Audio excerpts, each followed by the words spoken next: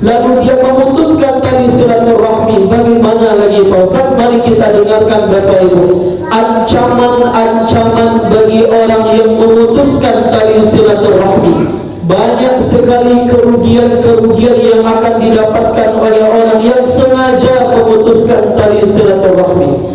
Yang pertama, dalam hadis riwayat Imam Muslim, Rasulullah sallallahu alaihi wasallam bersabda, la yadkhulul jannata qatilun, tidak akan masuk surga orang yang memutuskan tali silaturahmi. Ancamannya besar, luar biasa. Tidak akan masuk surga orang yang memutuskan tali silaturahmi. Ini ancaman yang pertama, diancam dia tidak akan masuk surga. Kalau dia itu diancam masuk neraka. Apa dalilnya? Dalam Quran surah Ar-Ra'd ayat 25, Allah Ta'ala berfirman, walladzina yanquduna 'ahdallahi min ba'di mitsaqih, dan orang-orang yang melanggar janjinya kepada Allah setelah dia berjanji. Ini dia, wa yaqta'una ma amara Allah bihi an yusal, dan orang-orang yang memutuskan tali silaturahmi yang mana itu merupakan bagian dari perintah Allah, wa yufsiduna fil ard, dan membuat kerusakan di permukaan bumi. Lantaran orang memutus tali silaturahmi, sungguh banyak kerusakan yang terjadi. Entah itu pembunuhan karena saling benci, entah itu sikut-sikutan, entah itu saling singgung menyinggung di media sosial. Banyak yang kerusakan terjadi.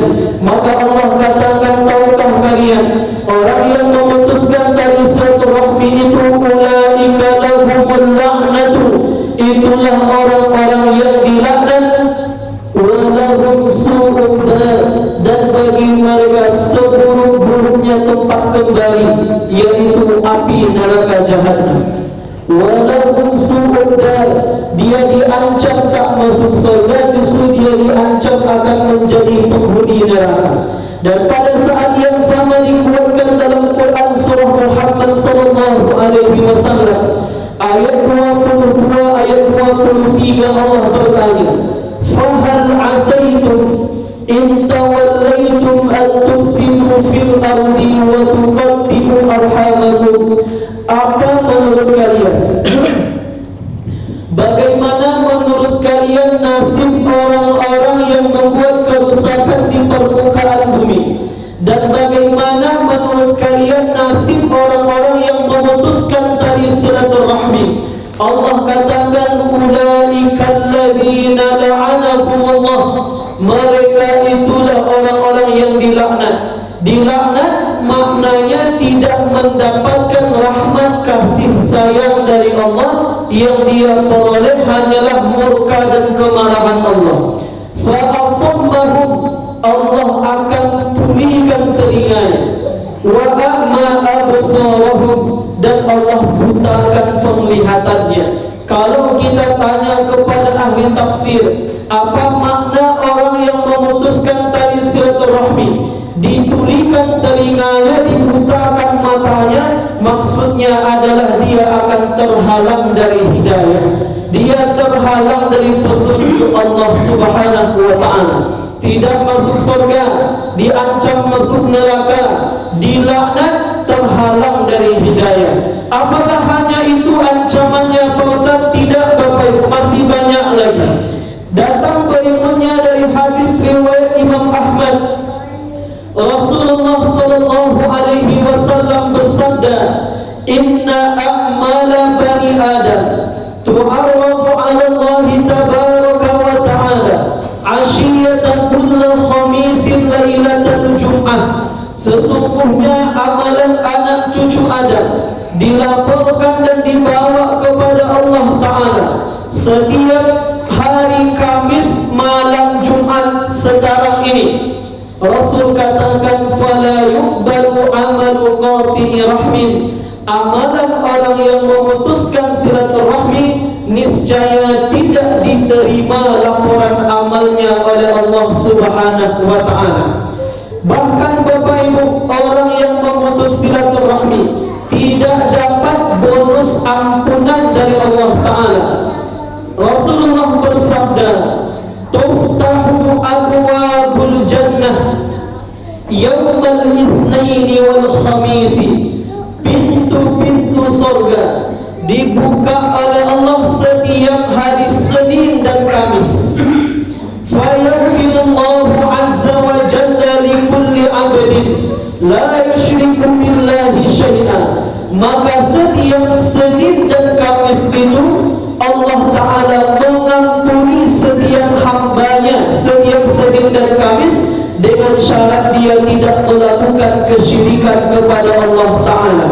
Lalu Nabi lanjutkan, illa rajulan kana bainahu wa baina akhihi syahna, kecuali orang yang tidak dapat bonus ampunan adalah mereka orang yang antara dirinya dengan orang lain itu ada konflik, ada pertengkaran yang menyebabkan silaturahmi mereka rusak. Akhirnya setiap Senin dan Kamis tidak mendapatkan bonus ampunan dari Allah Subhanahu wa Ta'ala.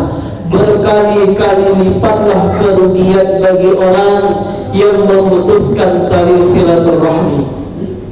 Lebih jauh lagi Bapak Ibu, hadis riwayat Imam Tabrani disebutkan orang yang memutus tali silaturahmi umurnya tidak berkah, hartanya tidak berkah, berpotensi su'ul khatimah. Rasulullah bersabda, man sarrahu an yumaddalahu fi umurih, siapa yang ingin dipanjangkan umurnya, maksudnya diberikan keberkahan umurnya. Apa makna berkah? Ziyadatul khair, bertambahnya kebaikan. Mungkin umur kita pendek, singkat, tapi kalau kebaikan karya kita banyak, itu berkah namanya.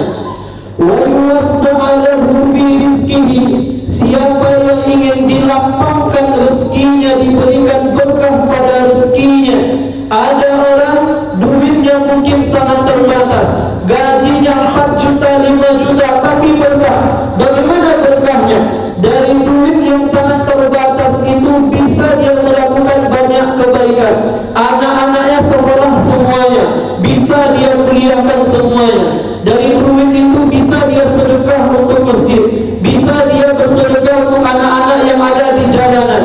Dengan duit itu bisa dia berkurban, dari duit itu bisa dia nabung sedikit-sedikit, akhirnya bisa berangkat umroh. Banyak kebaikan yang muncul dari duit yang sedikit. Itulah makna keberkahan tadi, bertambah kebaikan meskipun duit sangat terbatas.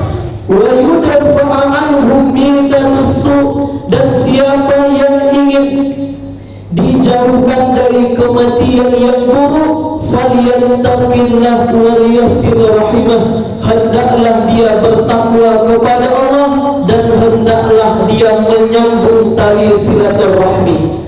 Jadi kalau ingin harta kita berkah, umur kita berkah, husnul khatimah, jaga silaturahmi. Sebaliknya, memutuskan tali silaturahmi, umur kita tidak berkah, harta kita tidak berkah, berpotensi su'ul khatimah. Ternyata bukan hanya dosa-dosa kepada Allah saja yang menyebabkan seseorang bisa su'ul khatimah. Hanya dengan dia memutuskan tali silaturahmi, sangat berpotensi besar dia meninggal dalam keadaan buruk. Berikutnya Bapak Ibu yang dimuliakan oleh Allah Ta'ala, orang yang memutuskan tali silaturahmi niscaya kesulitan melewati jembatan Siratal Mustaqim. Ini disebutkan dalam hadis riwayat Imam Muslim nomor hadis 195. Hadis ini panjang sebetulnya. Hadis bicara tentang hak syafaat. Seluruh Nabi, setiap Rasul memberikan syafaat kepada umat-umatnya. Doa semua Nabi, semua Rasul itu sama. Allahumma sallim, Allahumma sallim, ya Allah selamatkan umatku, selamatkan umatku, selamatkan umatku. namun tidak semuanya dapat syafaat dari Nabi sallallahu alaihi wasallam. Lalu bagaimana umat Nabi yang tidak dapat syafaat tadi? Disinilah keajaiban, disinilah hebatnya Allah Ta'ala dengan segala kuasanya. Bapak Ibu, wa tursalul amanatu warrahimu, Allah Ta'ala menghadirkan amanah, Allah hadirkan ar-rahim di sisi kanan dan kiri jembatan Shiratal Mustaqim. Bagaimana wujud amanah ketika berdiri di samping kanan jembatan Shiratal Mustaqim? Bagaimana wujud ar-rahim? Tak ada yang tahu, wallahu a'lam. Kalau kini kita dengar kata amanah, kasih sayang, itu sesuatu yang abstrak, ya. Tapi nanti Allah dengan segala kuasanya, amanah berwujud, kasih sayang ar-rahim itu punya wujud. Bagaimana wujudnya tak tahu kita tengok saja nanti ketika melintasi jembatan Shiratal Mustaqim. Apa yang dilakukan oleh amanah? Amanah tadi akan memberikan syafaat bagi orang-orang yang ketika di dunia dia amanah dengan kepercayaan yang diberikan kepadanya. Amanah dari lingkaran yang sangat kecil sekalipun, misal jadi pengurus masjid, amanah dia, insya Allah amanah yang akan membantu menyelamatkan dia. Sebaliknya orang yang khianat terhadap amanah yang diberikannya, amanah itu betul yang akan mendorong orang tersebut tenggelam dalam api neraka. Begitu pula dengan ar-rahim. Ar-rahim, kasih sayang, orang-orang yang menjaga tali silaturahmi. Ar-rahim itulah yang akan menyelamatkan dia di jembatan Shiratal Mustaqim. Ada memang Bapak Ibu, mungkin di keluarga kita masing-masing, kalau kita tengok solatnya, mungkin solatnya biasa-biasa saja, tidak banyak. Puasanya mungkin hanya yang wajib-wajib saja, mungkin belum pernah umrah, tak pernah haji, tapi giliran menjaga silaturahmi dia berada di garda terdepan. Yo sabana sayang yo kasanat-sanat, sabana yo tatui keluarga-keluarganya. Ada yang sakit dia boleh maunya, kalau ada acara dia orang nomor satu yang menolong. Ada orang-orang yang seperti itu, yang mungkin ibadah ritual kesehariannya mungkin cenderung biasa, tapi soal menjaga silaturahmi dia nomor satu. Maka orang-orang seperti itu nanti insya Allah ar-rahim lah yang akan menyelamatkan dia, membantu dia melintasi jembatan Shiratal Mustaqim. Sedikit lagi Bapak Ibu, orang yang memutuskan tali silaturahmi niscaya disegerakan azabnya oleh Allah Ta'ala di dunia. Ini berdasarkan hadis Nabi riwayat Imam Abu Dawud. Rasulullah bersabda, "Ma min dzambin ajdaru an yu'ajjilallahu uqubatahu fid dunya." Tidak ada satu pun dosa kecuali dosa itu menyebabkan Allah menyegerakan azabnya di dunia. Ma'ama yudakhiruhu li sahibihi fil akhirah, dan nanti di akhirat dia dapat lagi azab yang lebih pedih. Dua dosanya kata Rasul. Dosa yang disegerakan azabnya di dunia, disegerakan azabnya di dunia, di akhirat nanti dapat lagi. Satu, al-bagyu, zalim, aniaya, menggaduh orang, mengambil hak orang, zalim. Yang kedua, waqati'atur rahmi, memutuskan tali silaturahmi. Ada dosa nanti masalah yang didapatkan oleh orang yang memutuskan tali silaturahmi. Yang terakhir, orang yang memutuskan tali silaturahmi Bapak Ibu mustahil akan bahagia. Dalam riwayat hadis Imam Al-Bukhari, terjadilah percakapan antara Allah dengan Ar-Rahim. Apa percakapannya? Innallaha ta'ala khalaqal khalqa, sesungguhnya Allah subhanahu wa ta'ala menciptakan makhluk. Hatta idza fariqa min khalqihi qamatir rahim, ketika Allah telah selesai menciptakan semua makhluk, Allah hadirkan Ar-Rahim, kasih sayang tadi. terjadilah percakapan. Faqala, Allah tanya sama Ar-Rahim, dinampakkan sebuah lembah oleh Allah Ta'ala. Wahai Ar-Rahim, apa pendapatmu tentang tempat ini? Maka Ar-Rahim bertanya, hadza maqamul a'idhi bika minal qati'ati. Ya Allah, inikah tempat neraka, inikah tempat yang sudah Engkau persiapkan bagi orang-orang yang memutuskan tali silaturahmi? Allah katakan, jawab, qala na'am, betul, inilah tempat yang sudah saya siapkan bagi orang-orang yang memutuskan tali silaturahmi. Lalu Allah tanya lagi kepada Ar-Rahim, ya Ar-Rahim, ama tardaina an asila man wasilaki wa aqta'a man qata'aki?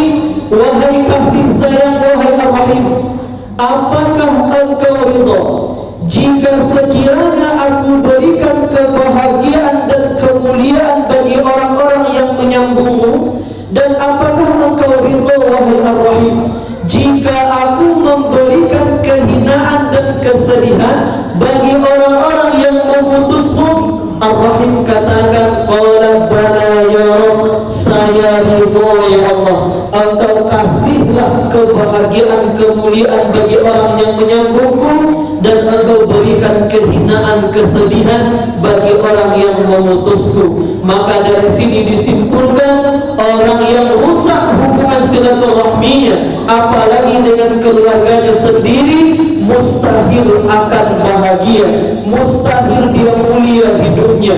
Mungkin dari luar dia tampak bahagia dan penuh gelak tawa, tapi manakala rusak hubungannya dengan orang tuanya, rusak hubungannya dengan saudara kandungnya, rusak hubungannya dengan anaknya sendiri, mustahil dia bahagia.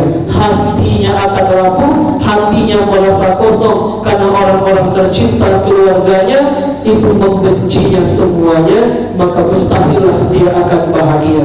Jadi Bapak Ibu yang dimuliakan oleh Allah Subhanahu wa Ta'ala, perjuangan menjaga silaturahmi itu adalah jihad yang luar biasa.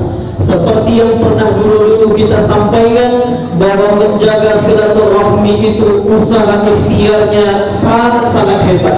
Apalagi menjaga silaturahmi di zaman seperti sekarang ini, tantangannya pun luar biasa. Meskipun HP ada, tapi ternyata jarang pula kita menelpon orang-orang, keluarga-keluarga kita yang tadi kita sebutkan. Apalagi kalau rumah anggota keluarga kita jauh, kita harus mengeluarkan biaya yang tidak sedikit, mengeluarkan ada energi di situ, rela macet-macetan, panas-panasan di jalan demi menjaga silaturahmi. Maka mudah-mudahan duit, harta yang sudah kita pakai dalam rangka menjaga silaturahmi, mudah-mudahan Allah ganti dengan rezeki yang lebih banyak, rezeki yang berlimpah setelah ini. Mudah-mudahan energi fisik yang sudah kita gunakan untuk mendatangi rumah keluarga kita dalam menjaga silaturahmi, Allah ganti dengan kesehatan, Allah ganti dengan kekuatan, agar kita, tubuh kita sehat, iman kita kokoh insyaallah. Mudah-mudahan kita semuanya merupakan bagian dari orang-orang yang selalu menjaga silaturahmi dengan siapapun, dengan orang-orang yang satu komplek, dengan jamaah yang satu masjid, dengan tetangga kita, dengan rekan kerja kita, apalagi dengan keluarga kita sendiri. Pastikan hubungan kita baik dengan mereka, karena manakala tidak ada musuh, insyaallah kita akan bahagia, mulia, dan berkah kehidupan kita. Kita akhiri, subhanakallahumma wa bihamdika, asyhadu an la ilaha illa anta, astaghfiruka wa atubu ilaik. Mohon maaf. Wassalamualaikum warahmatullahi wabarakatuh.